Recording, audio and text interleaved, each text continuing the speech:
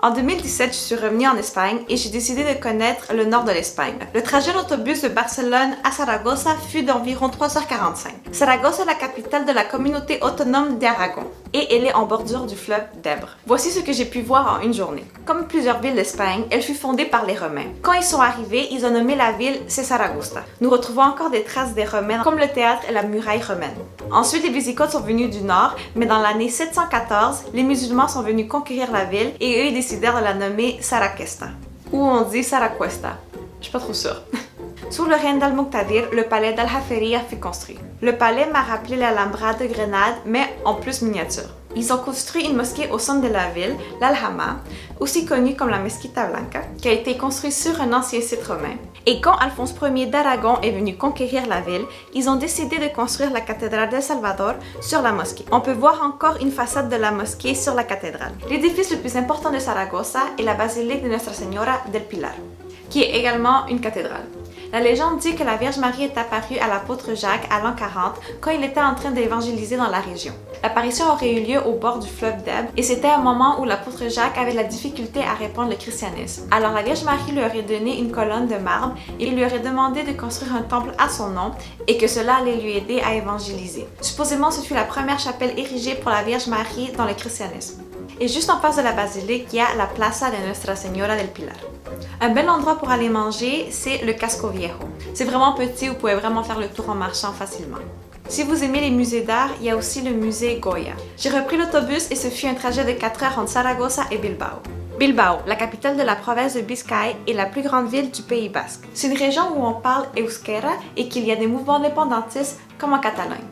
Bilbao est aussi un arrêt pour ceux qui font le chemin de Santiago de Compostelle.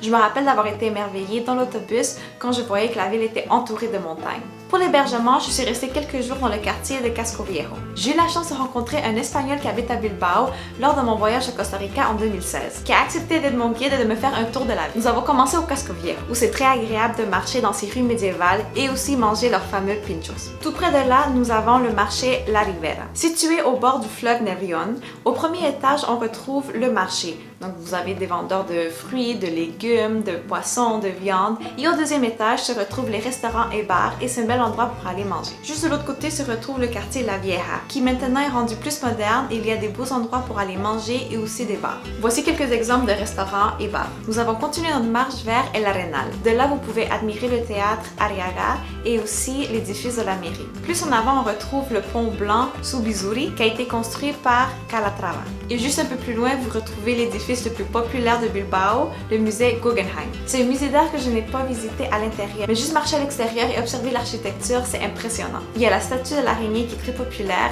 et aussi le chien qui est fait en fleurs. C'est un bâtiment très imposant et on peut le voir de très loin. On a fini notre tour au parc Doña Casilda, où on s'est assis sur des bancs et j'ai goûté à un de leurs breuvages typiques qui s'appelle horchata. D'autres endroits où vous pouvez aussi marcher, c'est la Gran Via où il y a des magasins, aussi des restaurants pour aller manger les pinchos. Également la Plaza Nueva, que c'est aussi un bel endroit pour manger encore des pinchos. D'autres musées que vous pouvez visiter, il y a le musée des Beaux-Arts et le Museo Vasco. Un de mes endroits préférés fut El Mirador de Archanda. Pour se rendre en haut de la colline, vous pouvez prendre le funiculaire. C'est de là que j'ai pris ces belles photos de Bilbao. Bien sûr, il y a aussi des cathédrales et églises que vous pouvez visiter, comme l'église de San Antón, la basilique de Nuestra Señora de Begoña et la cathédrale de Santiago. Juste prendre une marche au bord du fleuve, c'est vraiment agréable. La ville est vraiment rafraîchissante, ce fut une de mes préférées en Espagne. Un peu plus au nord de Bilbao se trouve le pont transbordeur de Portugalete, aussi connu comme le pont de Biscaye. Piétons et véhicules peuvent traverser le fleuve Nervión. Vous pouvez également marcher sur la passerelle pour un coût de 8 €. Et si vous voulez l'audio guide, c'est 2 € de plus. Qu'est-ce qui est vraiment cool de Bilbao, c'est qu'au nord, ils ont des belles plages. À 50 minutes en auto de Bilbao se trouve San Juan de Gatzegulach. Dernièrement, c'est devenu populaire car ici, ils ont filmé l'épisode 7 de Game of Thrones. Dans ce petit îlot, il y a un ermitage qui a été construit il y a 1000 ans. L'histoire dit que Saint Jean-Baptiste serait venu dans la région et en 3 enjambées, il aurait atteint l'îlot et qu'il a laissé 3 empreintes de ses pas. De là, il a ordonné qu'on construise l'ermitage. Il y a 241 marches à monter et quand vous arrivez à l'ermitage, la tradition est de sonner la cloche 3 fois et de faire un vœu. Pendant longtemps, ce fut un lieu où les pêcheurs et marins venaient pour demander de la bonne chance. Même si la journée était nuageuse, j'ai admiré le paysage et j'ai beaucoup apprécié ma journée. Si vous avez aimé ma vidéo, n'oubliez pas de cliquer sur like, de partager et de vous abonner à ma chaîne. À la prochaine!